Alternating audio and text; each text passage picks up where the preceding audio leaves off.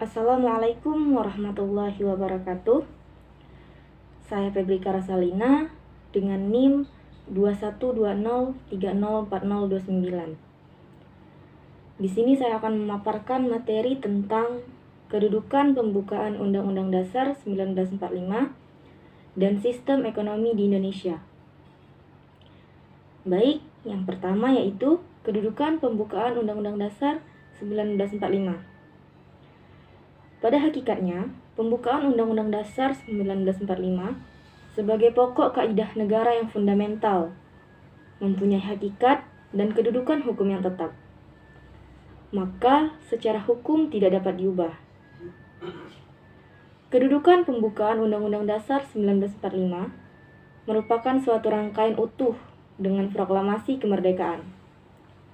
Maka, pembukaan Undang-Undang Dasar tidak dapat diubah. Jika diubah, berarti mengubah hakikat negara Indonesia yang sudah diproklamasikan pada 17 Agustus 1945. Pembukaan Undang-Undang Dasar 1945 mempunyai kedudukan tertinggi di atas undang-undang lainnya. Hal ini dikarenakan Undang-Undang Dasar 1945 merupakan hukum dasar yang tertulis dan menjadi dasar sumber hukum bagi seluruh peraturan-peraturan yang ada di Indonesia.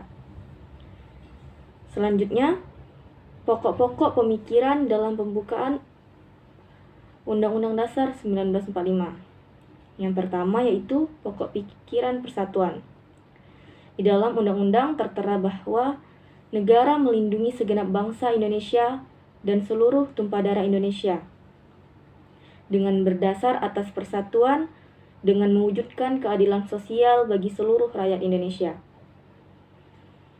Atas dasar persatuan inilah, setiap warga negara mengutamakan kepentingan negara di atas kepentingan golongan ataupun perorangan.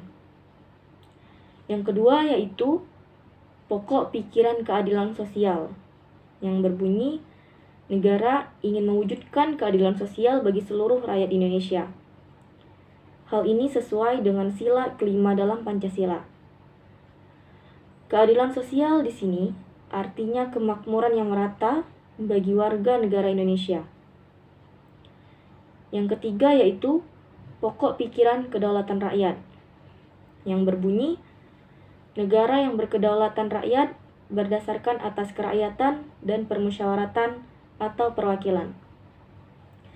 Hal ini menunjukkan bahwa Indonesia adalah negara demokrasi yang menjunjung tinggi kedaulatan rakyat, atau yang sering kita dengar dengan istilah dari rakyat, oleh rakyat, dan untuk rakyat. Yang keempat yaitu pokok pikiran ketuhanan yang tertera pada bunyi, negara berdasarkan atas ketuhanan yang Maha Esa menurut dasar kemanusiaan yang adil dan beradab. Pokok pikiran ini berarti bangsa Indonesia mengakui kuasa prima atau sebab pertama, yaitu Tuhan Yang Maha Esa.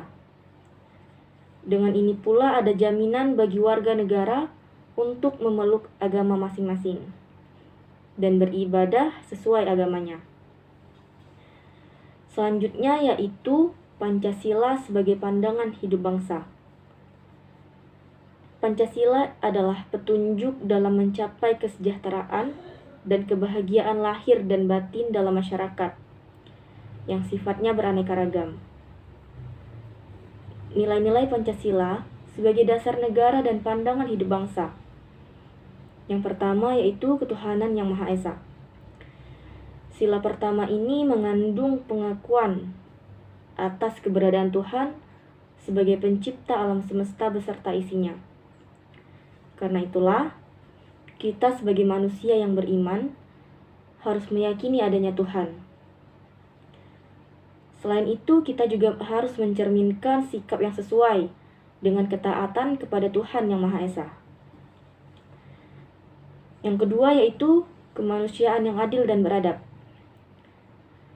Sila kedua Pancasila ini mengandung acuan keseluruhan sikap sebagai masyarakat Indonesia. Nilai ini mengharuskan kita mengakui kedudukan manusia yang sederajat dan sama. Sebagai warga negara Indonesia, kita juga mempunyai hak dan kewajiban yang sama satu sama lainnya.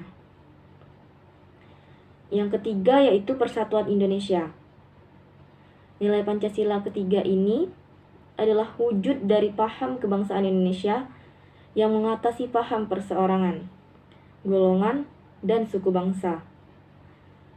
Melalui nilai Pancasila ini kita diharapkan untuk mendahulukan persatuan dan kesatuan bangsa sehingga tidak mudah terpecah belah.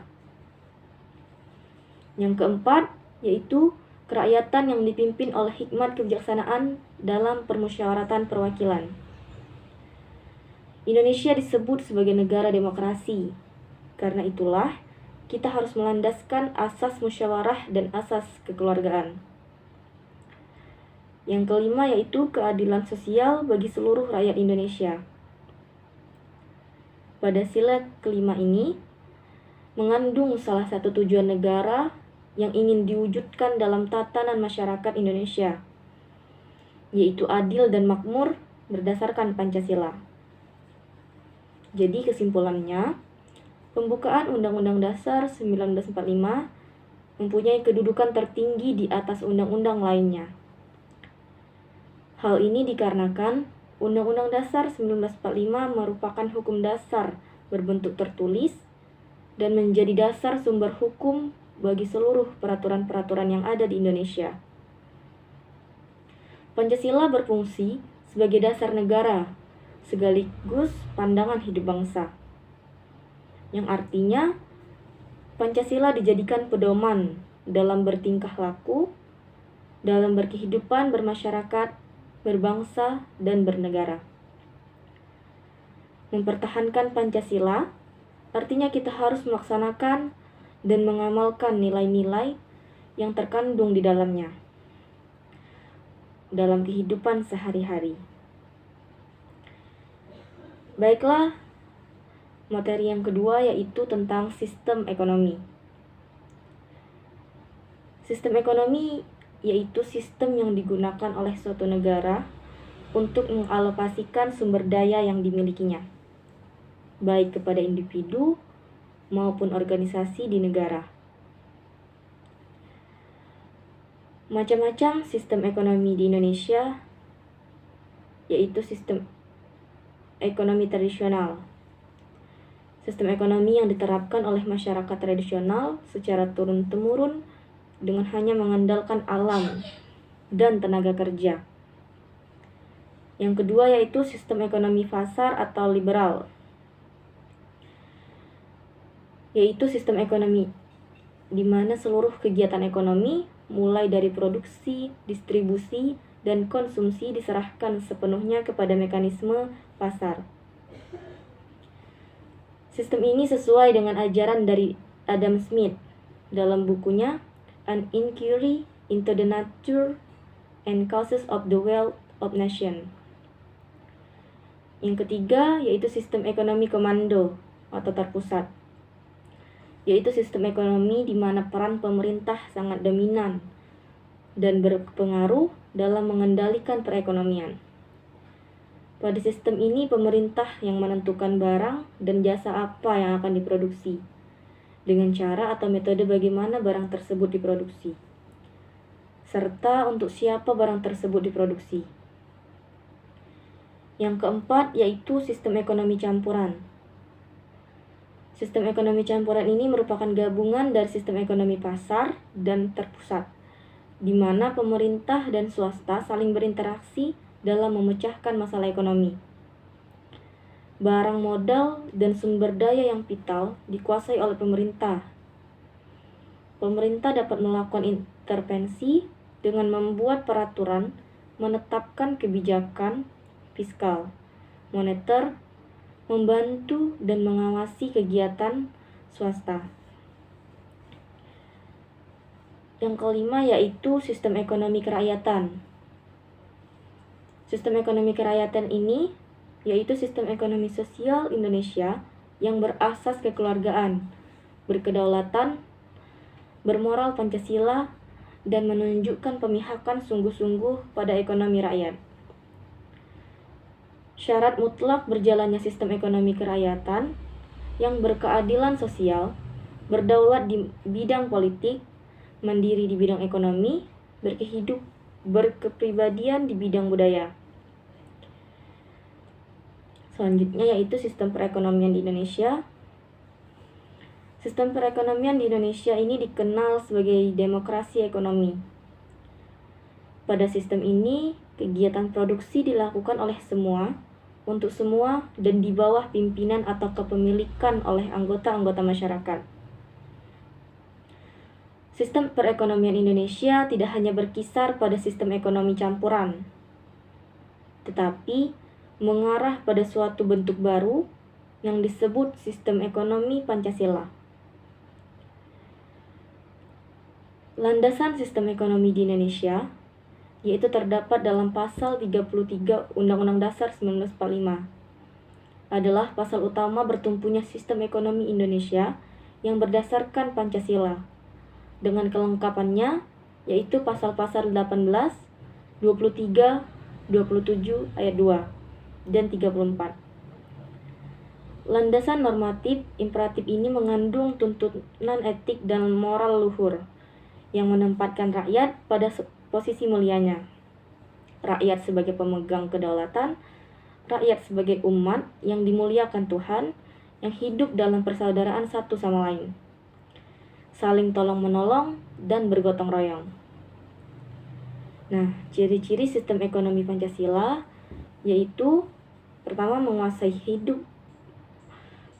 hajat hidup orang banyak, negara atau pemerintah.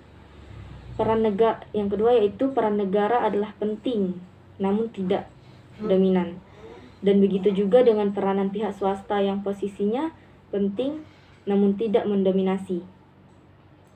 Yang ketiga yaitu masyarakat adalah bagian yang penting, di mana kegiatan produksi dilakukan oleh semua, untuk semua, serta dipimpin dan diawasi oleh anggota masyarakat. Yang keempat yaitu modal ataupun buruh tidak mendominasi perekonomian, karena didasari atas asas kekeluargaan antar sesama manusia. Mungkin sekian pemaparan materi dari saya. Terima kasih. Wassalamualaikum warahmatullahi wabarakatuh.